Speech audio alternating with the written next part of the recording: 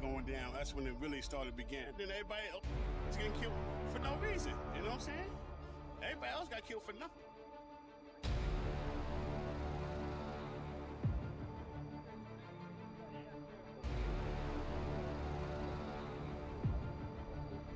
Where were you shot?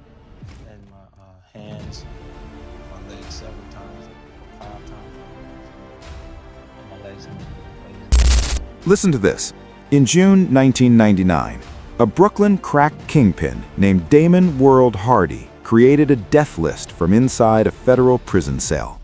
4 names. A shooter on the streets known as eBay began crossing them off. The first was Darryl Homicide Bomb, the man who had just put 9 bullets into 50 Cent. eBay killed him on a Brooklyn street corner. Before it ended, eBay had 6 bodies, and the man calling the shots was engaged to Lil Kim. So how did a crack empire's hitman end up killing figures tied to hip-hop's inner circle? And what happened when federal authorities finally caught up? Let's get into it. Back in 1991, the crack epidemic had devastated Bedford-Stuyvesant. Entire blocks were left empty. Addiction destroyed communities. And in that chaos, 2 brothers, Damon World Hardy and Myron Wise Hardy, built a crack distribution network out of Lafayette Gardens Houses, one of Brooklyn's largest public housing projects. They named it the Cash Money Brothers, or CMBB. The name had no connection to Cash Money Records in New Orleans with Birdman and Lil Wayne. This was strictly Brooklyn street business. CMBB controlled Lafayette Gardens through violence. According to federal charges, the group held power through near-daily gun battles with rival crews and multiple killings. But CMBB didn't only sell crack.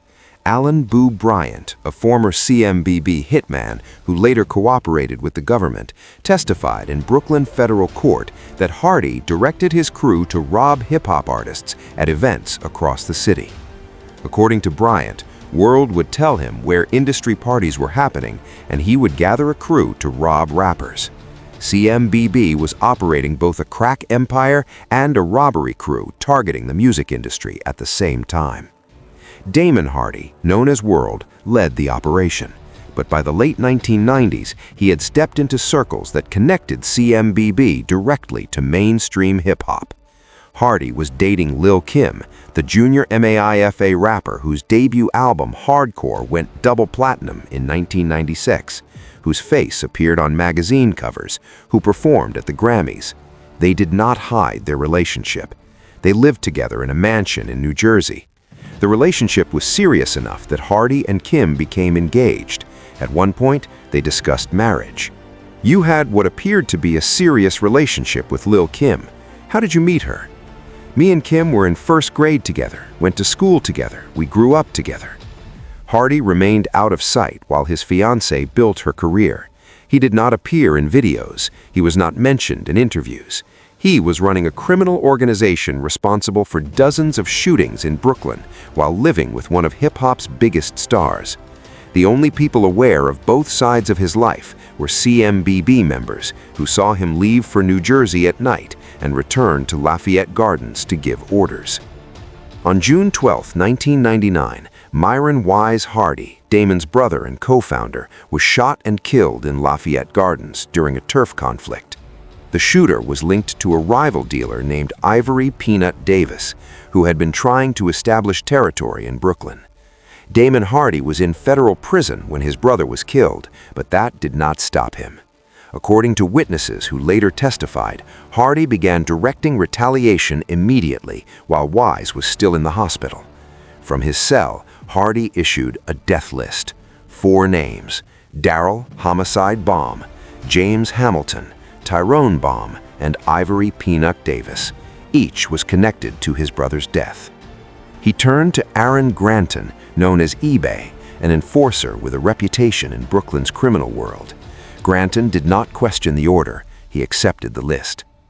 On May 24, 2000, outside his grandmother's house in South Jamaica, Queens, 50 Cent was shot 9 times with a 9mm handgun. The shooter fired 13 rounds, 9 struck. He was hit in the hand, arm, hip, both legs, chest, and one grazed his cheek. 50 Cent spent 13 days in the hospital recovering from injuries that could have been fatal. The shooter was never officially charged, but on the streets, the name was Darryl Homicide Baum. Baum lived 2 lives. In one, he was Mike Tyson's bodyguard and childhood friend from Brownsville, Brooklyn. When the heavyweight champion needed someone he trusted, Baum was there. They were close. Tyson's trust came from growing up together in the same neighborhood. But outside boxing, Baum was involved in the drug trade, connected to crews around Lafayette Gardens, and associated with people who used violence to resolve conflicts. 3 weeks after the 50 Cent shooting, at about 1:40 a.m. on June 10, 2000, Baum was brought to Quincy Street and Marcy Avenue in Brooklyn. A woman brought him there. As Baum sat in his car, eBay approached the driver's side and shot him once in the back of the head. The getaway vehicle was driven by CMBB member Zara Puff Saracen. Baum was 34 years old. The consequences extended beyond the streets. According to testimony, when Mike Tyson learned who was responsible for killing his friend, he and Muhammad Noor allegedly placed a $50,000 contract on Damon Hardy. A cooperating witness stated that after the bounty became known, CMBB members discussed targeting Tyson. One associate identified a Range Rover they believed Tyson was in and wanted to attack immediately, but the plan was stopped because, according to testimony, Tyson was Muslim. The attack on Tyson never occurred. Tyson was never charged in connection with any murder-for-hire plan. Baum was the first name removed. Then Granton killed James Hamilton on Hardy's orders. Then Tyrone Baum. The final target was Ivory Peanut Davis, the man connected to Myron Hardy's death and the origin of the violence. On August 10, 2000, Davis was parked outside Club NV at Spring Street and Hudson Street in Manhattan. Granton's crew opened fire. Davis was struck. As he attempted to escape while wounded, he lost control of his USV and drove onto the sidewalk.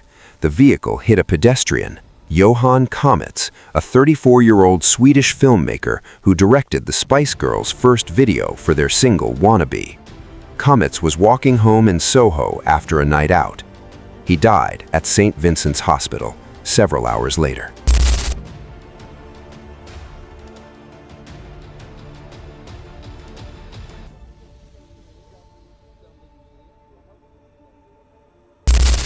The death of Johan Kamitz made global headlines. A Swedish music video director killed by an out-of-control SUV driven by a dying drug dealer.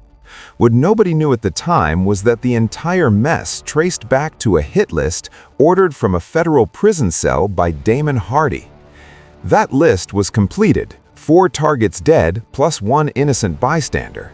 By 2001, Aaron Granton had killed at least 6 people for the Cash Money brothers. His reputation spread, and soon he was taking contracts beyond Brooklyn. That same year, Kenneth McGriff, head of the Supreme Team, brought him in for another hit. The target was Troy Singleton, who was gunned down outside a nightclub in Queens. By the early 2000s, Granton had become one of the most active contract killers in New York, moving between different criminal organizations. But law enforcement had been building a case. The FBI, DEA, and NYPD all worked together on a massive RICO case targeting the Cash Money brothers. In 2005, 13 members were indicted, tying together years of violence, drug trafficking, and murder. Hardy and Granton were held without bail as the case dragged on for nearly a decade. In 2015, after weeks of trial and testimony from multiple cooperating witnesses, both men were convicted. Hardy was found guilty on 24 counts, including murder in aid of racketeering, and sentenced to 6 consecutive life terms. Granton received the same, 6 life sentences. Meanwhile, Lil Kim had long moved on. The relationship, the mansion, all of it was in the past. The result? A prison-ordered hit list that started in 1999 ended with multiple murders, a global headline tragedy, and 2 men sentenced to die behind bars.